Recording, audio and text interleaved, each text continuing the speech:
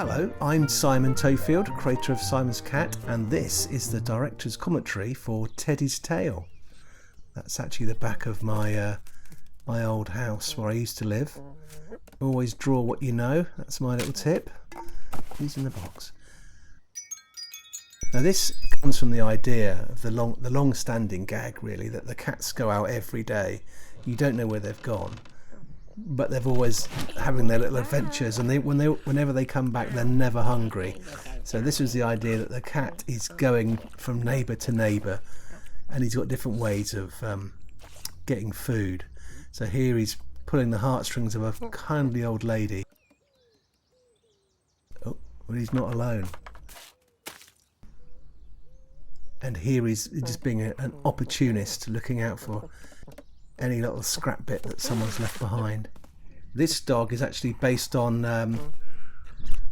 someone who works for Simon's Cat's dog called Bingley. So he's a nice sort of Labrador, golden Labrador.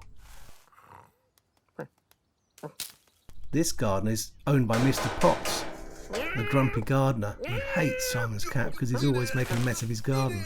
So you can see here from the debris in this garden that he's obviously done it a number of times to annoy Mr. Potts. Some of these backgrounds were taken from the cartoon books that I've made, so they're quite a good reference for if ever I need an idea for a garden. The little stone lion there.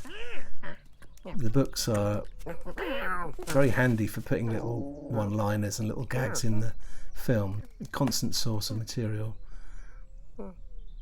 Oh, he's got a heart of gold, really, Simon's Cat. Go on, Teddy. This is interesting. That is the back of my old house there, with its little window, its little glass roof.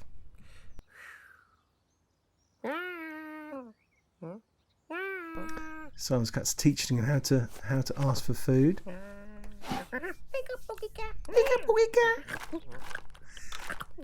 I had to think of a way to make this window look like a little girl's window, so I stuck some little stickers on it, and just to help with the illusion there. Here he is, hapless Simon. I always do Simon as a bit of a chump. There you go. So he's just a poor old long-suffering cat owner. He can never win.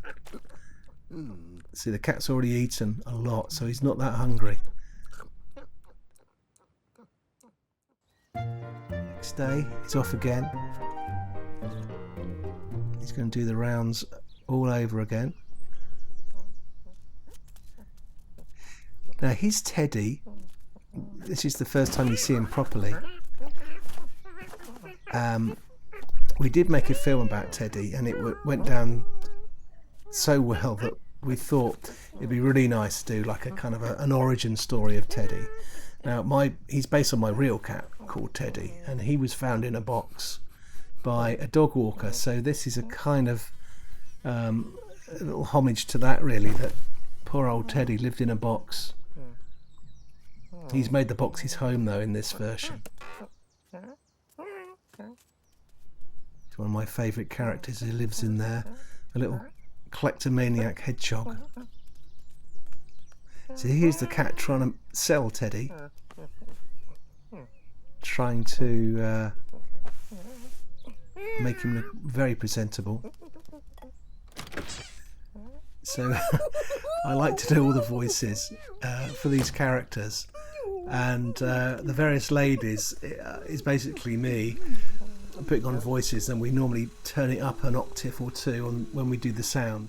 The lizard, the bearded dragon going by on the Roomba there, was actually a little bit of foreshadowing, showing that that lady likes to sort of got kind of exotic tastes and likes to dress her animals up, so it wasn't ready for Teddy.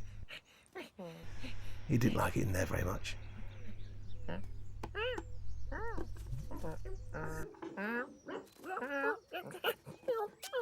This little hedgehog here turned into be quite a character there. He just likes to collect things, and hopefully that comes across with his little decorated house.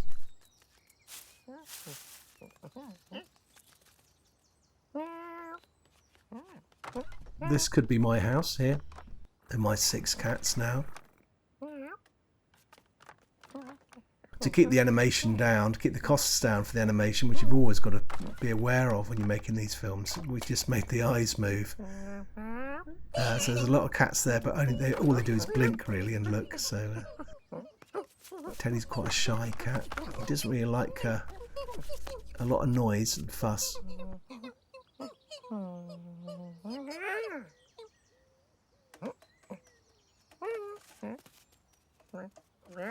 So Simon's cat takes him to his own house. Here he is. He's the gnome.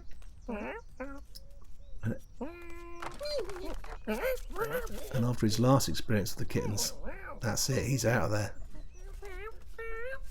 Oh, poor old Simon's cat.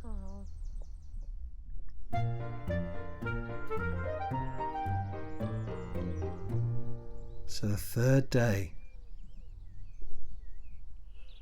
There's Teddy. He's repaired his little house. He's got his little toy there. And this is a new character. We called her Tess because she's quite similar to Teddy.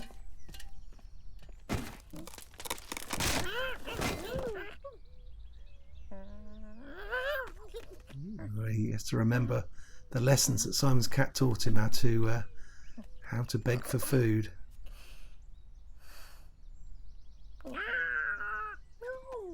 And we designed Tess so she looked a bit like Teddy. So they have that. You have that old gag of the owner looking like the pet and vice versa. Here's the cat. He goes off to find Teddy again, only to find that he's gone. His box has been removed. So now the cat panics and goes on a mad hunt to find him. Here comes the old lady again. I first drew this old lady in one of the comic books I did, and now she's become an animated character, which is nice. The cat's not concentrating, so he's getting hit by all the Mr. Potts' missiles. Ooh. He's obviously having his lunch.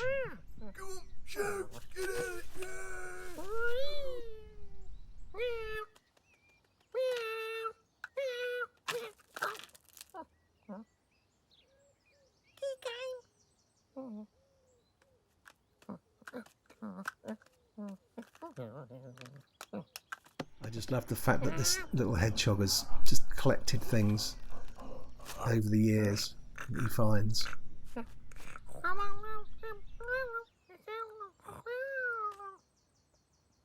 Oh, he's seen the cup. Ooh, nice. I think I'll have that, he says. Simon trying again. No, the cat doesn't want, even the salmon doesn't want the salmon. He had a bit of a sleepless night here. Looking slightly worse for wear.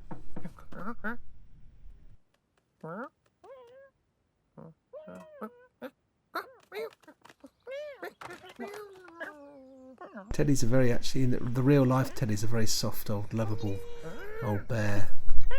He's looking a bit old now, but he's still lovable.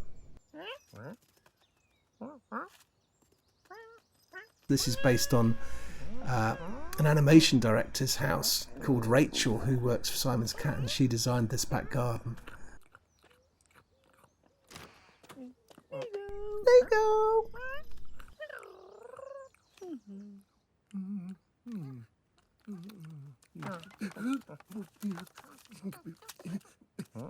We've given Simon a red shirt in this scene because he's always wearing blue, and it's just nice to give him some different clothes occasionally. Oh, don't waste that. A kitten doesn't waste any food. And there the cat goes off with his new best friend, and off they go on new adventures. So you see that Teddy did actually get a happy ending in the end. These last little credits are quite fun because you can kind of expand the universe a bit and show people what they're getting up to next. So there's the little hedgehog with all his new gear. There's Teddy happily ever after with Tess. And there's the bearded dragon, who's a bit of a character.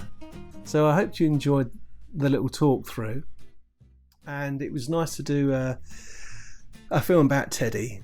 After we did that first film, he got such a response, and people were so upset, I suppose, the fact that it wasn't kind of rounded off, and we don't really know what happened to him in the end of that very first film, that we thought we have to do like a little follow-up and show, you know, Teddy's tale, give it a happy ending. So Teddy's fine. People were worrying about poor little Teddy living under a bush, so you know, he's fine. He's looked after by Tess now, who loves him dearly, and he's also living next to Simon's cat, and they're the best of friends. So it all ended well for Teddy. I hope you enjoyed my little talk through, and hopefully see you soon for the next one. Goodbye.